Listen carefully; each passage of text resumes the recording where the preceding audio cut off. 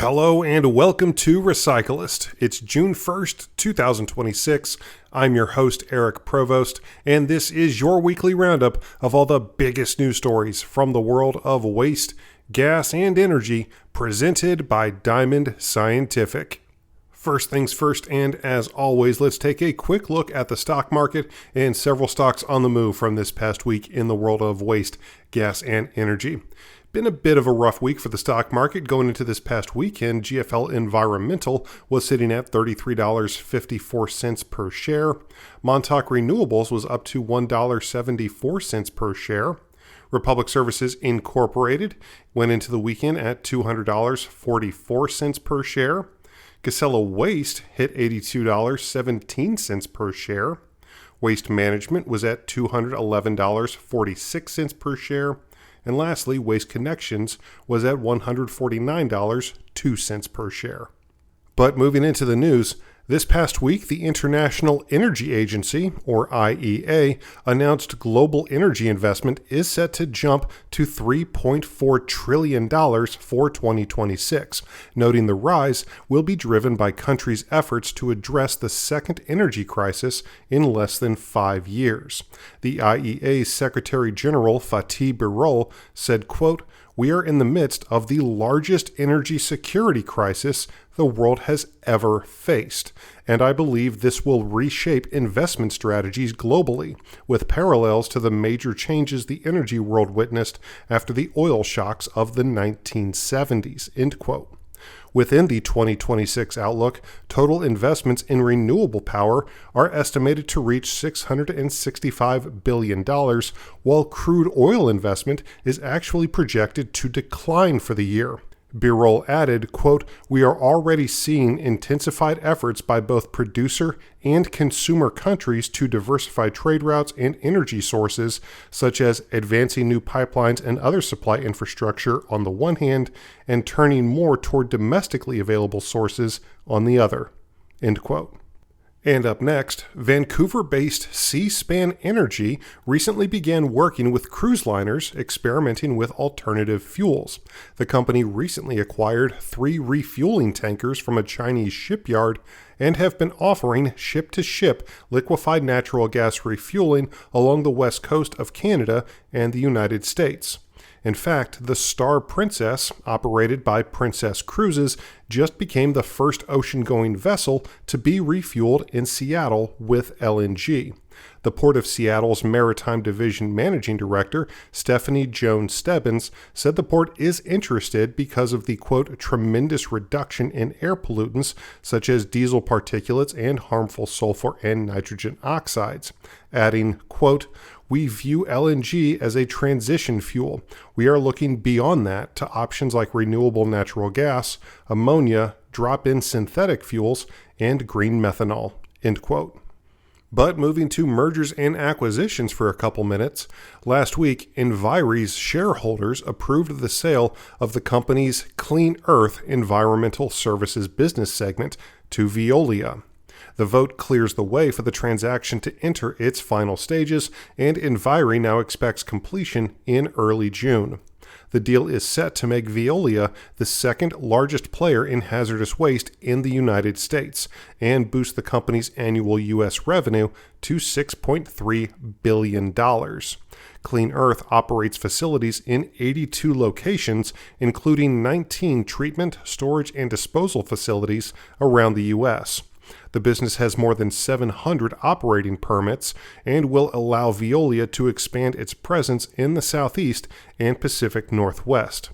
Enviri's leadership noted in the filing that shareholders could expect to receive between $1.3 billion and $1.5 billion in cash considerations as a result of the deal.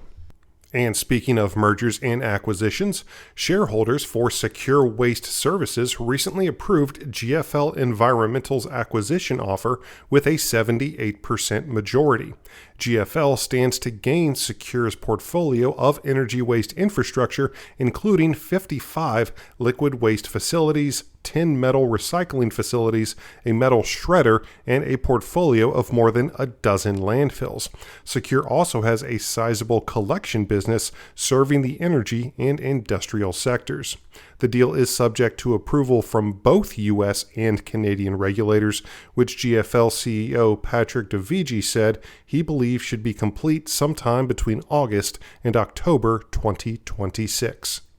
But just a quick reminder, Recyclist is a registered trademark of Diamond Scientific, an industry leader in gas analysis, instrumentation, and solutions.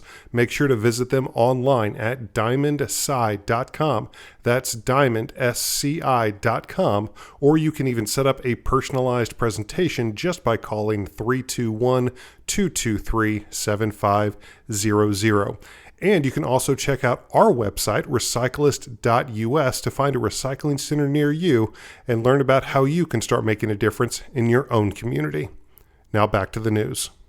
The United States' first ever extended producer responsibility program for household hazardous waste will soon kick off in Vermont, and the state's Agency of Natural Resources will be running the program.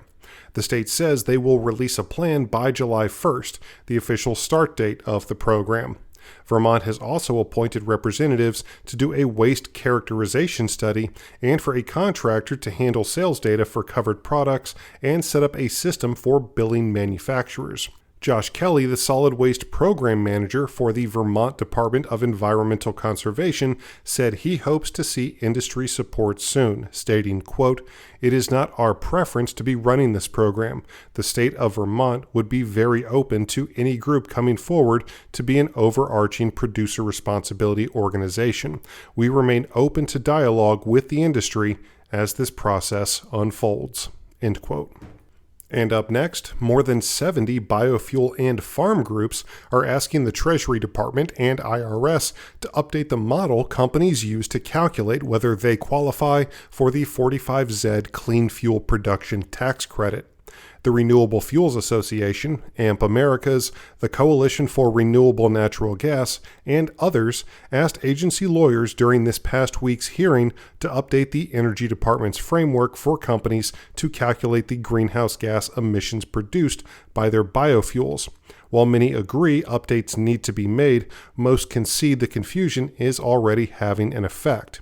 Jeff Cooper, the president and CEO of the Renewable Fuels Association, said, quote, "Delays are already creating tremendous uncertainty and investment risk in the marketplace," end quote.